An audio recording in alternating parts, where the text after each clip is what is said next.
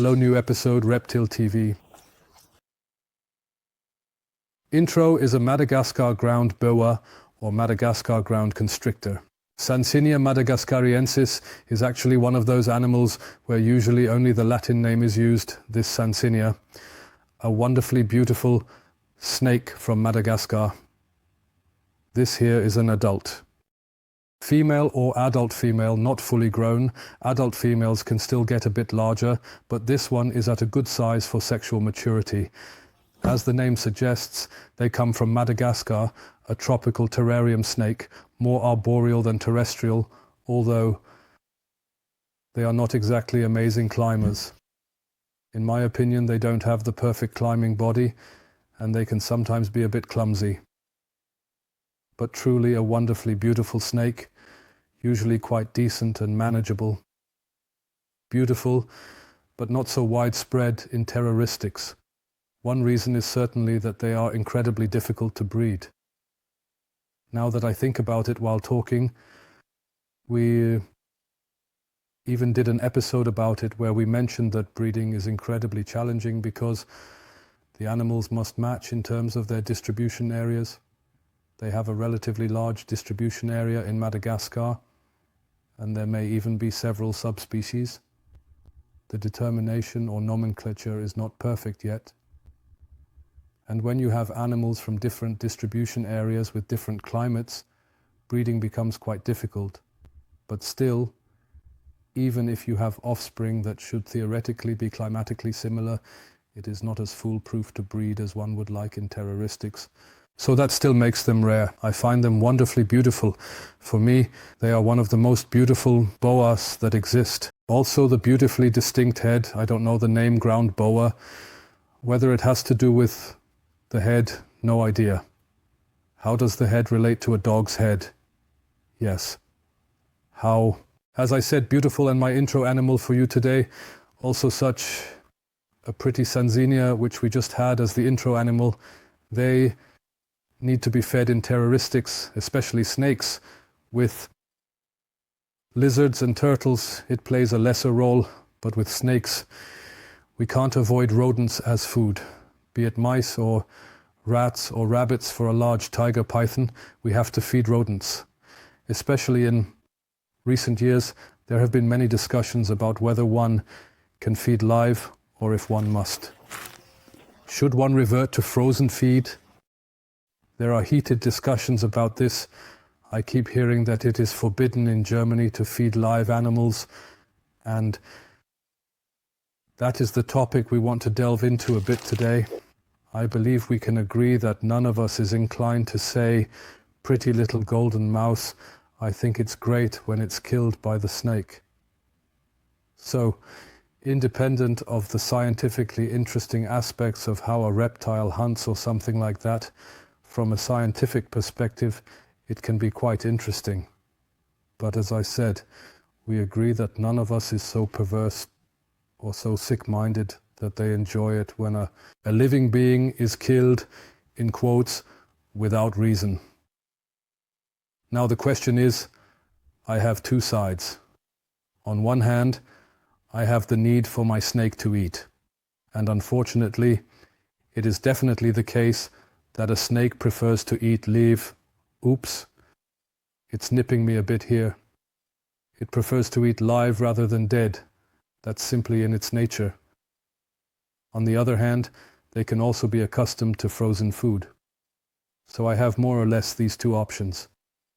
The basis I have for this are the paragraphs in the animal protection law, specifically paragraphs 1 and 2. Paragraph 1 states that one should not cause unnecessary suffering to any living being. That is paragraph 1, the most important paragraph in the animal protection law. In paragraph 2, it states that I should keep and feed animals according to their species and nature. Now I have to weigh what takes precedence. The species appropriate keeping and feeding from far to town for my terrarium animals, or further one, that I have such a pretty mouse or rodent or a nice rat. Well, rats are pretty animals. Is it reasonable for me to inflict this suffering on them so they can be fed alive?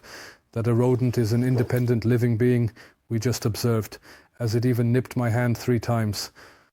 I don't know. It wanted to see if my hand is edible, or thought, let me down, or why are you carrying me around like this? An independent animal. So we have to waive FERBA 1 and FERBA 2 of the animal protection law. That is really the only basis for it. There is no law in Germany that says you cannot feed live rodents or anything like that. It simply does not exist.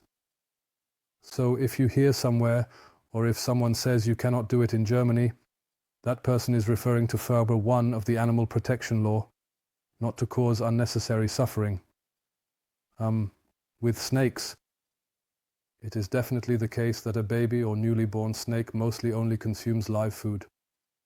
I can say this for sure because we had a customer from the UK for years. There they almost only feed frog food. He always wanted baby royal pythons from us, but his requirement was, Stefan, you can send me a few hundred baby royal pythons, but they must eat frogs. Then we tried to feed them frogs directly from the egg because we wanted to deliver them relatively quickly. We said, okay, when they hatch, we will offer them frogs right away, so they will eat frog food soon. We then struggled with that. There were a few that actually went for frogs right away. I would say about 90% did not touch it. Then we tried again a week later, same result, and so on. It was an endless hassle. Then we eventually thought, come on, let's give the first 1, 2, 3 feedings live food until the animals eat well, and then switch to frogs. That worked really well when done this way. Then at least 90% of the royal pythons would go for dead food, for frozen food, and then that worked. So again, explicitly feeding directly with dead food unfortunately did not work. It didn't work. The snakes would have died sooner or later if we had said we must offer live food. This specifically applies to royal pythons. Other species, tiger pythons, boa constrictors, might not be as picky. I could imagine they might switch to dead food a bit faster. To generalize a bit, I would say that all snakes generally start eating best when they are given live food. With corn snakes, it is also quite clear. If I try to feed them dead food from the start, it might work for just under half, but more than half will not go for dead food. Therefore, I would generalize that a baby snake first needs live food. Adult animals can be fed well with frozen food. There are further arguments for frozen food. It can simply be stored in the freezer. You can easily order it or have it delivered by mail, which I believe you cannot do with a live rodent. With a live mouse or rat, I have to get the animal for feeding, or I have to breed it myself. Clearly more difficult. From that perspective, frog food also has practical advantages. Long introduction, relatively short main part. Now I basically come to my conclusion. If you can, in any way, or if your snakes accept dead food, meaning frozen food, then I would definitely recommend feeding them frozen food, be it to avoid any discussions that are partly justified, or the weighing of what I said before, paragraph 1, paragraph 2 of the Animal Protection Law. So the first one certainly prevails. That I do not inflict unnecessary suffering on such a rodent. I think we terrarium keepers should actually, as far as possible, rely on frog food. There is also the option to feed freshly killed rodents. I find this option a bit strange. The breeding facilities kill the mice with nitrogen. That is a relatively harmless, manageable method to kill a rodent, and it is also allowed. The second method is probably neck breaking. There are special pliers used to break the neck. Whether everyone can apply that well at home, I am not quite sure. So, I find freshly killed a bit strange. I don't think it's the optimal method.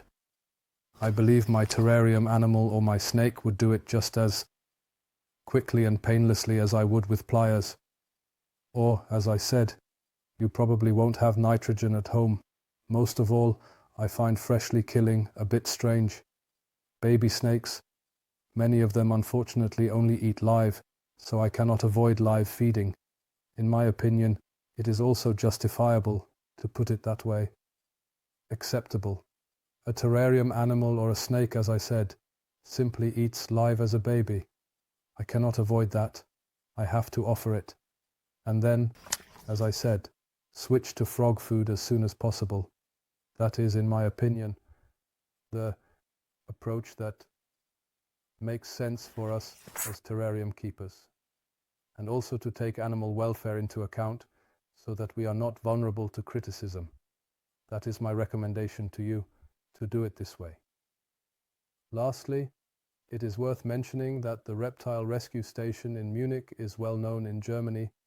They have a rather interesting report on their homepage. If you go to the left in the menu, there are some articles or something like that. That is the overarching term. And there is a report on it which is even from 2016, so already 8 years old. It discusses this again, also weighing 1.2. Really quite interesting to read. In the end, I always say good literature. Of course, there are no books about feeding live or dead, but this report is quite interesting. We also had episodes of ReptilTV about it. You can find them below in the info section. We made an episode on properly thawing frozen food and another on properly feeding snakes, so you can find the other films on it in the info box below. Then I am looking forward to your comments. Post below what you think about the matter.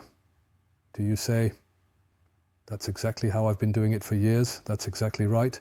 Or do you say, no, I try frozen food for as long as possible? One point comes to mind that I also read about to comply with Power 2, which states that a reptile should be able to express its natural behavior. One should not move the dead, pray too much or do too much with it. This is to ensure that the hunting instinct in the reptile or snake is not lost. I find that I don't know if that really makes sense, because if I am fiddling around with my hand here, sure, the snake might be more focused on the mouse, but I find it a bit difficult to determine if that is sensible.